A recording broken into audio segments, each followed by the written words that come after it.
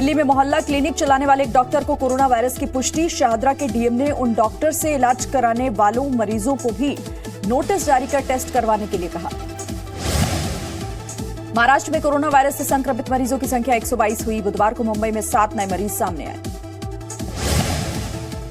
देश भर में लॉकडाउन देख केंद्र सरकार ने 14 अप्रैल तक सभी टोल प्लाजा पर वसूली रोकने का फैसला लिया। केंद्रीय मंत्री नितिन गडकरी ने बुधवार को ट्वीट कर यह घोषणा। सरकार ने कोरोना वायरस की जांच के लिए देश में 29 प्राइवेट लैब को मंजूरी दी। इन लैब के जरिए देश भर में 16,000 कलेक्शन सेंटर पर लोगों के सैंपल इकट्ठे किए जाएंगे। ईरान से बचाकर लाए गए 277 भारतीय जायरीनों का दस्ता बुधवार को दिल्ली पहुंचा, जहां से क्वारंटाइन करने के लिए आर्मी के जोधपुर सेंटर भेज दिया गया। रेलवे ने सरकार के प्रस्ताव दिया कि वो उसके कोचों को आइसोलेशन सेंटरों में बदल सकता है। सरकार इस प्रस्ताव पर विचार कर रही है। सरकार ने 14 अप्रैल तक सभी रेल रिजर्वेशन सेंटर बंद किए। 14 अप्रैल तक टिकट की बिक्री पर भी रोक लगाई गई। देश भर में कोरोना फैलता देख दिल्ली में भी सभी लोअर कोर्ट 15 अप्रैल तक के लिए बंद कर दिए गए। दिल्ली हाईकोर्ट ने बुधवार को यह फैसला लिया। दिल्ली पुलिस की कार्रवाई पर आपत्ति जताते हुए शाहीन बाग के प्रदर्शनकारियों ने सुप्रीम कोर्ट को पत्र लिखा। जबरन टेंट हटाए जाने पर कार्रवाई की मांग की। कोरोना के खिलाफ रणनीति बनाने के लिए आज G20 देशों के राष्ट्र प्रमुख वीडियो कॉन्फ्रेंसिंग करेंगे। प्रधानमंत्री नरेंद्र मोदी ने इस वीडियो कॉन्फ्रेंसिंग का प्रस्ताव दिया था। कोरोना से जंग के बीच पीएम नरेंद्र मोदी ने बुधवार को वीडियो कॉन्फ्रेंसिंग के जरिए वाराणसी के लोगों से संवाद किया। पीएम ने कहा कि हम इन नवरात्रों में कोरोना रूपी राक्षस पर विजय करने के लिए तैयार होना चाहिए। देश भर में डॉक्टरों के साथ हो रहे दुर्व्यवहार पर भी पीएम ने नाराजगी जताई। पीएम ने कहा कि ऐसे लोगों के खिलाफ सख्त कार्रवाई होगी। लॉकडाउन के दौरान बीजेपी के 1 करोड़ कार्यकर्ता 5 करोड़ गरीबों को भोजन कराएंगे। जेपी नड्डा की अगुवाई में पार्टी ने यह फैसला लिया। अफगानिस्तान की राजधानी काबुल में आत्मघाती हमलावरों ने बुधवार को गुरुद्वारे पर हमला किया। हमले में 27 लोगों की मौत हो गई, 8 घायल हो गए। प्रधानमंत्री नरेंद्र मोदी ने काबुल हमले पर गहरा दुख जताते हुए पीड़ित परिवारों के प्रति संवेदना व्यक्त की। पीएम ने कहा कि काबुल में गुरुद्वारे पर हुए हमले से उनका मन दुखी है। कोरोना वायरस के डर से महाराष्ट्र में बंद हुए अखबारों की छपाई को 1 अप्रैल से फिर शुरू किया जाएगा। सरकार और न्यूज़पेपर्स हैकर्स के बीच हुई बैठक में यह फैसला लिया गया है। जबरन मास्क पहनाने की शिकायतों पर महाराष्ट्र सरकार ने जारी किए दिशा निर्देश। केवल इंटरनेशनल ट्रैवल हिस्ट्री या कोरोना संक्रमितों के संपर्क में आए लोगों के लिए जरूरी है मास्क। महाराष्ट्र सरकार ने खाने पीने के सामानों की होम डिलीवरी की मंजूरी दी। लोगों के घरों पर पहुंचाए जाएंगे खाने पीने के सामान।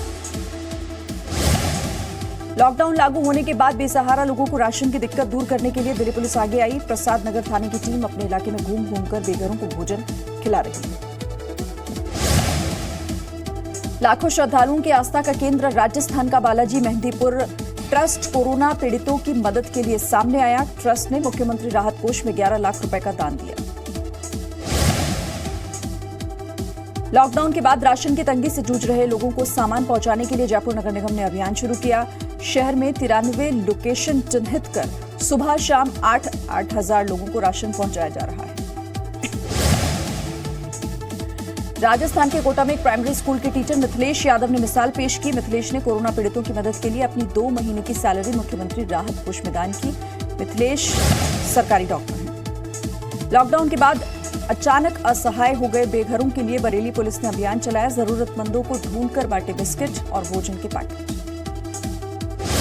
कानपुर पुलिस भी लॉकडाउन के बाद बेघरों की मदद के लिए आगे आई। आपस में चंदा इकट्ठा कर बेघरों को भोजन के पैकेट्स बांटे।